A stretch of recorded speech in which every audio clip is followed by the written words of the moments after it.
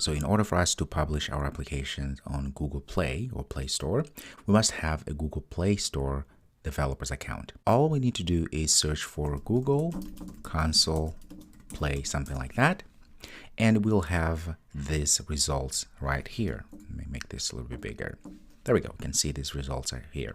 So we're going to go ahead and take the first one here because it says developer Android distribute console. So the console is a dashboard, the back end where we are going to be able to push or to publish our application, right? So if I click here, it will take me to launch Play Console. Okay, so this is what they call Play Console. So we can go from here, sign in, or just go ahead and say launch one. Now, the next thing I'm going to do, of course, is I'm going to just click Play Launch, and then it's going to ask me to sign in. So in order to sign in here, we either have to put a phone or an email account. Preferably a Gmail account is necessary. Okay, so I have one here. I'm going to type in. And I'm going to go ahead and say next. Now, if you don't have one, you can go ahead and say create account. All right, but I have one. I'm going to say next. I'm going to put a password. I'm going to say done. That was just some protection stuff. Once you've followed the process, create your Google account or just use an existing Google account, Gmail account, you should be able to get to this point here. You can see it says Google Play Console, and we are going through a process. So we've gone through the sign in with your Google account. We are in the process here to accept our developer agreement. Here it tells us exactly how we are signed in. It should have here your email address, and it tells you that it's Google account that will be associated with your developer console. So if you'd like to use a different account, you can choose from the following options. So you can sign in with a different account or create a new Google account. So they give you all sort of options, but it's always important to keep one or two. Now keep in mind that you can have different accounts, which is fine because I have a different one. This one is a totally new one that I'm trying to show you how to do this.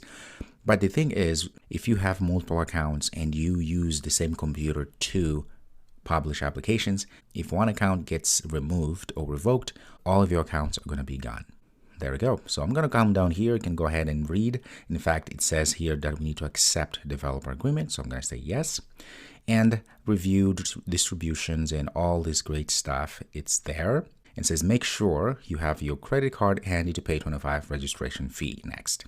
So you must pay a fee. $25, it's for lifetime. So this is not a recurring payment that you have to make. It's just one-time fee. And if you pay once, you're done for pretty much the rest of your life. Okay, it's pretty handy. So I'm going to go ahead and say continue. And here it gives us the option to add our credit card information. So I'm going to go ahead, of course, and shut this off at this point here because I don't want to put my credit card information for you to see, okay?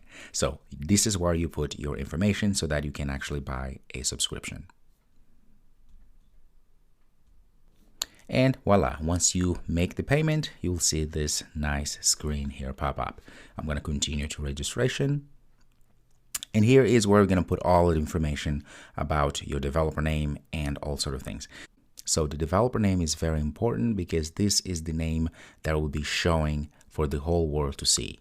Okay, as it says here, the developer name is displayed to users under your application name. So that's very important. So that is indeed your brand. So you will need to think a little bit hard to find a good name. Okay, so for me here, I'm going to say, well, so all these ones with asterisks are in fact required fields. So you can tick all of this. That's totally fine. I'm going to go ahead and say complete registration. Once the registration is completed, you can see now you have access to your Google Play Console. This is really cool because look at this. You can all apps. You don't have any apps at this point.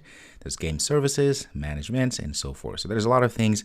Perhaps you can come here and accept them all. Okay, those agreements.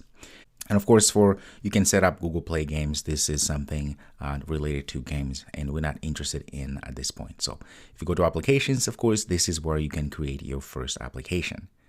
All right. So if you got to this point here, congratulations, you should be good to go. Now, you can see, because this is our first time, there's a lot of things, a notification that we'll receive, talk about compliance with state laws and all great stuff. You should go ahead and read this thing so that you don't make mistakes The thing about Google Play, it's a marketplace and you have to be very careful. So they're trying to make sure that it's a safe place, meaning making sure that applications are clean, meaning they don't have security issues and they don't have malware. So be very careful of the things that you put on your account because they can actually terminate your account forever, and that is never a good thing. So always play by the rules. It's better for everybody. All right, so congratulations if you got to this point. As you can see, it's not a hard process. The one thing is that you have to pay $25 fee, forever fee. So it's not something you have to pay every year. And it's worth it, especially if you're interested or you really want to build apps and publish them to the masses. So it's a small price to pay for all the benefits you get. All right, perfect. I'll see you in the next video.